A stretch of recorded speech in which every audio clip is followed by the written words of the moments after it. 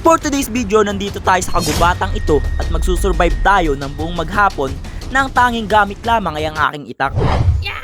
Sobrang uhaw na, wala tayong mainom. Sa video na ito, i-challenge namin ang aming sarili kung kaya ba talaga namin mag-survive sa gitna ng kagubatan nang walang kahit na anong dalang pagkain at inumin. At aasa na lang kami sa dala naming gulok. So yun guys, magawa kami ng dampa.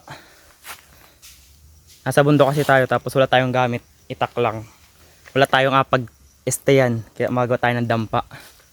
Dampa! Kaya pa men? Uy! Ang una namin ginawa ay naghanap muna kami ng spot ng pagtatayuan ng aming dampa at pagkatapos namin makakita ay nagsimula na rin kaming mangorte ng maraming kahoy.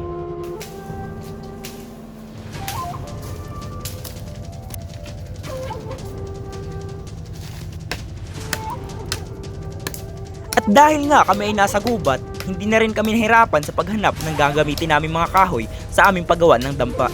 Pagod. Ito pala sa bundok.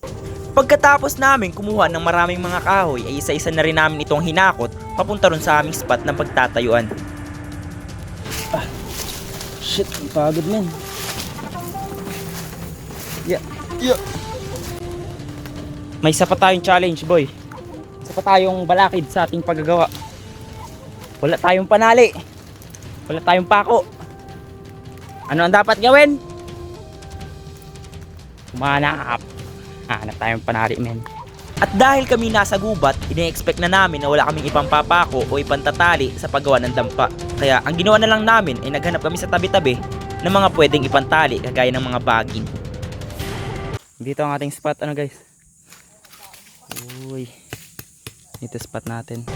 At pagkatapos naming maghanap ng mga baging na gagamitin naming pantali sa mga kahoy sa paggawa ng aming dampa, ay sinimulan na rin namin itong gawin. Gamit ang mga malalaking sanga ng kahoy, ginamit namin ito bilang haligi at tinali sa malaking puno ng rambutan.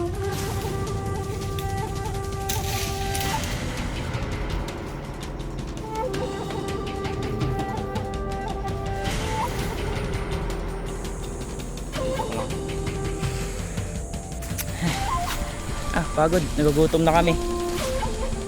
Ang gutom!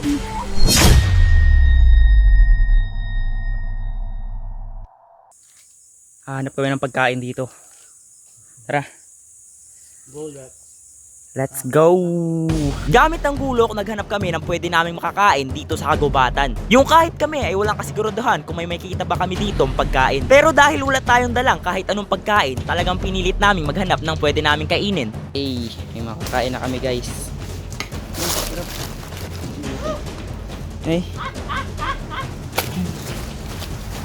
Jackpot, may bunga. Ay, mga tira-tira na lang ng ano. Dami nun guys. May bunga guys. May makakain na tayo daw ni.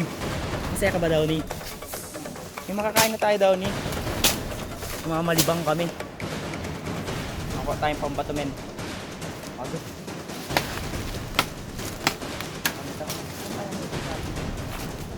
Pambato. Ay, lahayo. Uy! Laglag!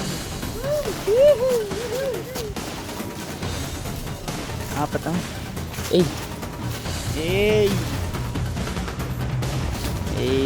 mabubuhay na kami.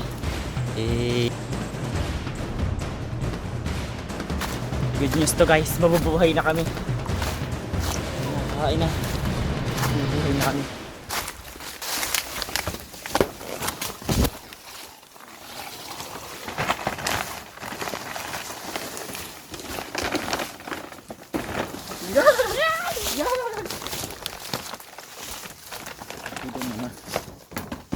Bulat.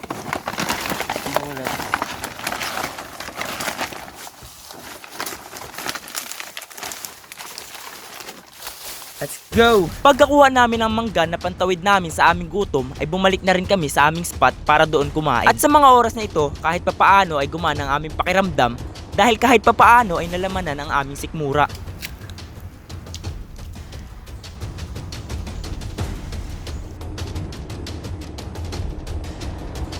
Diyan ka muna boy. Bye bye. Diyan ka muna dampa namin. Munti naming dampa. Hahanap kami guys ng saging. Kasi sobrang gutom na guys. Saging. Uy, saging. Walang bunga. Yun guys, ang iwasan mo. Hati talaga ang balat mo dyan guys pag tinamaan ka.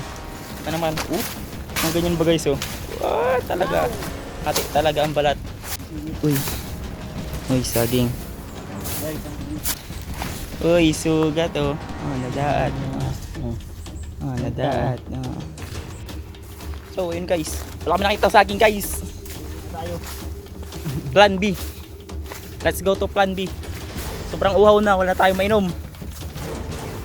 Makuha kaming mura. Yes! Mura, mura. Paano mo ngayon kukunin ang mura? Abangan ang susunod na mangyayari. Ay. Tayo, Spider-Man activate. Kakainin na namin lahat ng pwede kainin. Kasi sobrang uhaw na. Uy. Uy. Uy. Uy. Ang galing guys. Ang taas na ng nakit niya. Taas. Paano natin kukunin ang mura?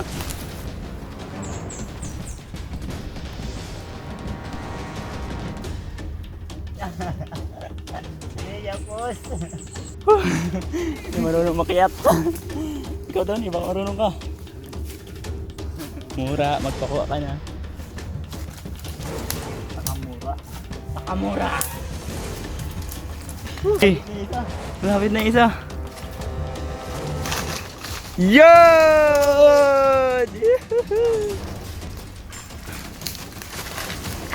Oy! Daplis pa guys! Uy! Ano, mabuhay tayo dito guys. Open. Di tayo mag-ano sa dampa na. Mura.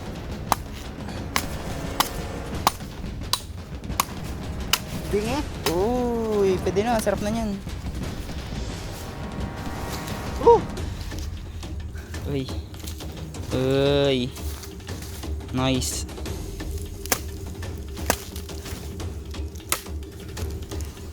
Mura guys. Atang Sprite.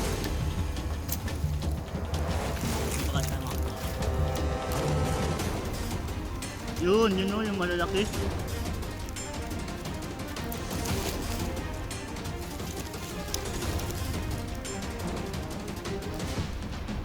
Okay, kulang pa. Wow pa din.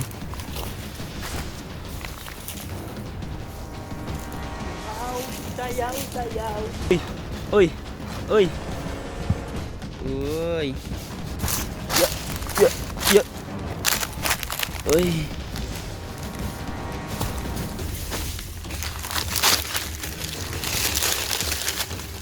Mabigat yan. Ay. Uy, sarap. Ay, mag-focus.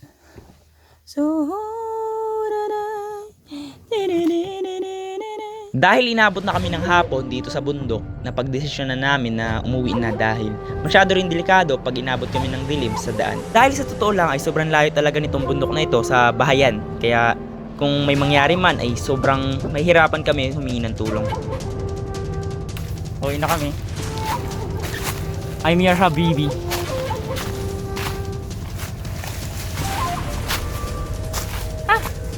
Pagod.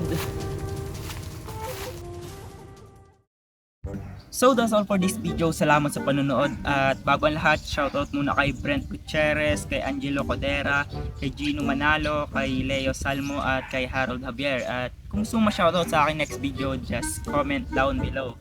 Hashtag Pasama Idol. At kung bago ka pa lang sa page ko, kindly hit the follow button. At don't forget to like, share my video para like na updated sa mga future posts ko. So yun lang. Bye. Anong kutong besh ko?